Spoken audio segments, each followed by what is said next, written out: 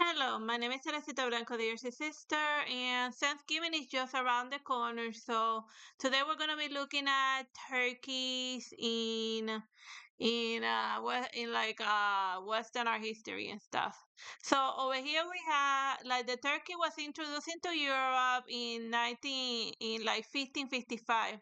Originally, turkeys are like native to like the continent of the United States, to like North America and stuff. But by as early as 1512, the Turkish started to make appearances in like the art of the old world. And over here we have in 1612 a painting made by a Hindu artist called Ustad Mansur, and it shows a perfect rendition of a turkey. So turkeys were like getting around all over Europe, just less than 50 years after being introduced to like the old world. So yeah, like, they really like them turkeys. And then just 17 years later, turkeys were starting to show up in all of the still lifes that were done in the Baroque period. And over here you see the turkey with a beautiful flower in its mouth, and this is a still life with a turkey, with turkey and pie. So that's already basically your average Thanksgiving dinner by Pierre Calais. And over here we have the foreground, the turkey, the pie, and like seashells, and just everything you need to have like a good fancy dinner. But yeah, as you can see, the at least in the old world, like turkeys were a big hit.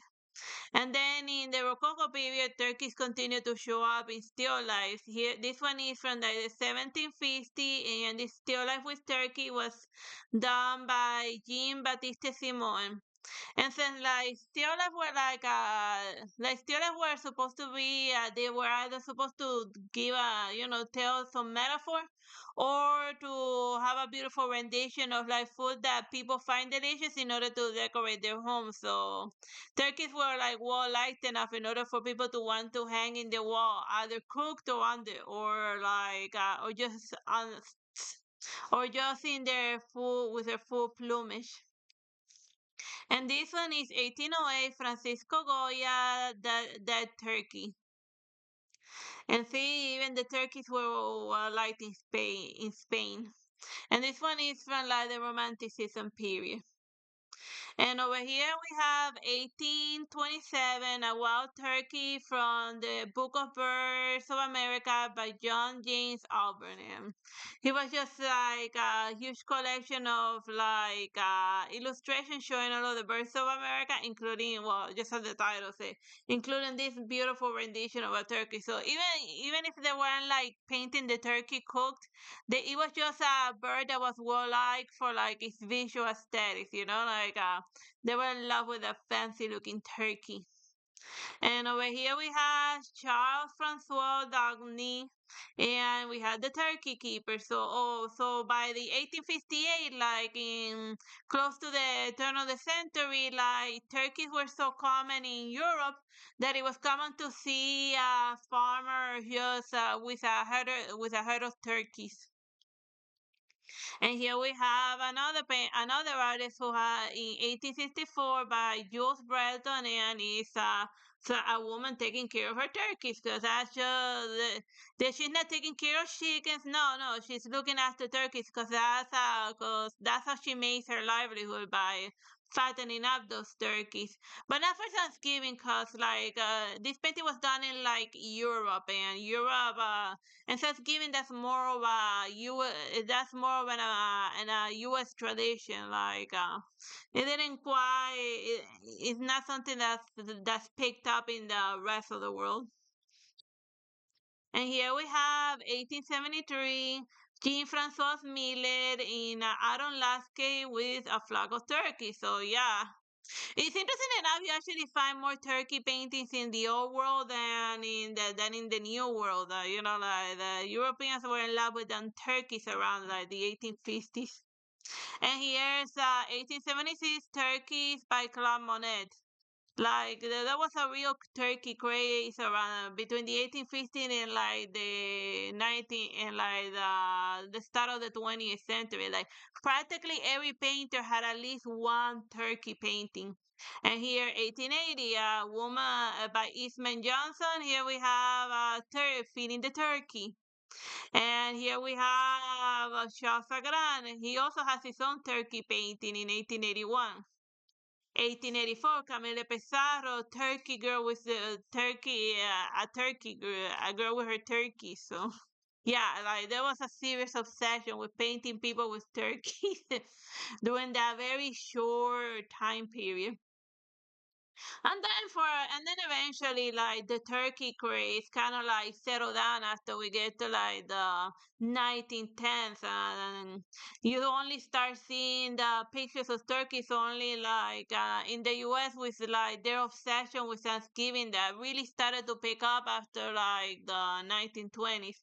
And this one is by JC Leyendecker, and it's called barking up the wrong turkey, and like it's the wild dogs trying to steal the turkey, or the kid that's bringing the food for the family. And yeah, well, two of them are strays and the other one has like a collar. So yeah, I guess it was very common for back in the 1920s in the US for there to be like wild dogs attacking people just trying to live their lives. This one is 1829, Still Life with Dead Turkey by Jose Gutierrez. And this was more like it's an expressionism painting, but like the arrangement of it is more reminiscent of the still life with turkeys from like the Baroque period, or like the 1600. But he could have done a still life with chicken, but no, they chose a turkey for as a subject matter. Like you see more turkey. And this one is, of course, your Thanksgiving painting by Doris Lee in 1835, where Thanksgiving became more mainstream in the U.S. You know, something that was more often celebrated.